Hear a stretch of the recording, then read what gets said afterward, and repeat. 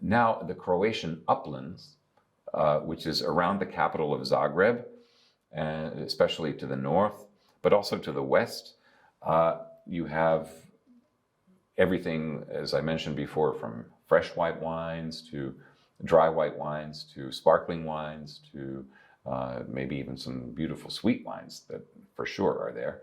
And some of the grapes that you have are Riesling, Sauvignon Blanc, or also Furmint, where in Croatia it's called Pušepel or Moslavac.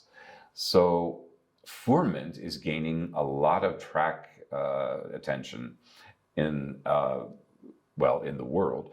Now, Furmint, of course, is the popularity is coming from Hungary. Furmint, as I told you before, it's in the Tokaj region. It's part of the famed wines of Tokajasu. It's one of the main grapes, but it's also growing in other regions like Shomlo and around Balaton. But in Croatia, you find some nice versions in the Croatian Uplands. Okay, so those are some of the white grapes. Of course, again, these regions, they have their red varieties too. There's no question, especially the international grape varieties you will find in the around the Croatian Uplands or in Kutjevo. You have these red versions too. But I think the strong point, of course, in my opinion, are the white wines. And they're beautiful in terms of the dry still wine or the dry sparkling wines, or the sweet wines, the dessert wines. Also very, very good to know. Not too far from Zagreb,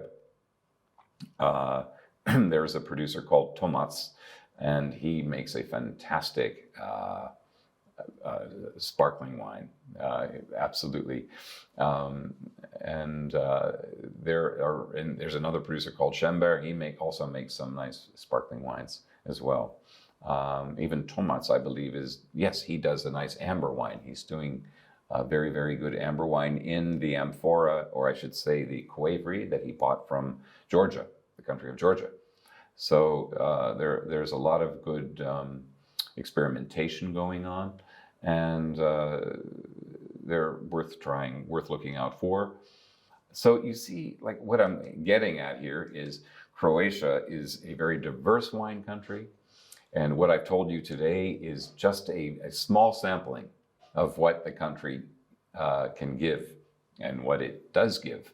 But I encourage you to explore it, and you really, really see the differences between, again, Istria, okay, on the northwest coast, down to Dalmatia, okay, that's the mid to southern part of Croatia, the Dalmatian coast, and the islands, and then go inland around Zagreb, okay, the Croatian Uplands, and over to the east, further in deeper inland, to Slavonia and the Danube area.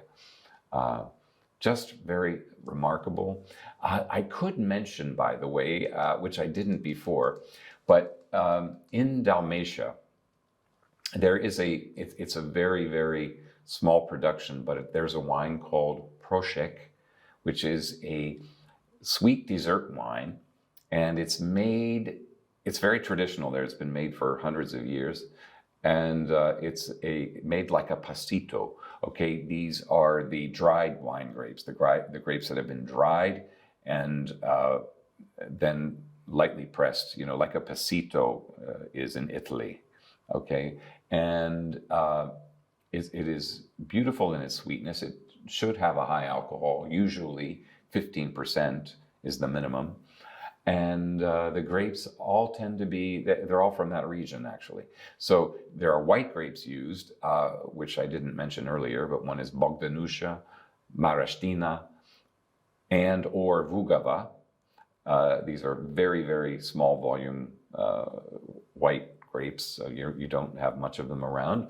But also sometimes, especially maybe a more higher end kind of a Prošek, if you will, some of them are made with plavasmali. Okay, so very local, very traditional, and if you ever come across it, Prošek it's worth trying. Okay, but in any case, all Croatian regions, wines from these regions are worth trying. And I didn't mention food before, but all of these wines are food friendly. In fact, they're wonderful with food, especially if you have the polship and the gurk with seafood and shellfish, and wonderful with and all even freshwater fish. Just beautiful, because these flavors of the citrus and the herbs and the minerality and the beautiful, the elegance or the length. I mean, just perfect. And of course, Plavac Mali, with its rich, ripe flavors, of its deep black fruit flavors, blackberry, but also combined with the red fruit flavors of like pomegranate. And by the way, there are other flavors too. I mean, you can get that from maybe a little bit of tobacco, or maybe some like different kinds of spice, maybe clove, this kind of thing. You have that in Plavac Mali as well. It depends on how it's been matured. Of course, grown in the vineyards, but this kind of a wine goes perfect with steaks and meats and venison and lovely, more substantial dishes, okay, stews even. But they all represent Croatia. They all represent a sense of place, and I encourage you to try. So thank you very much for joining me, and stay tuned for the next country.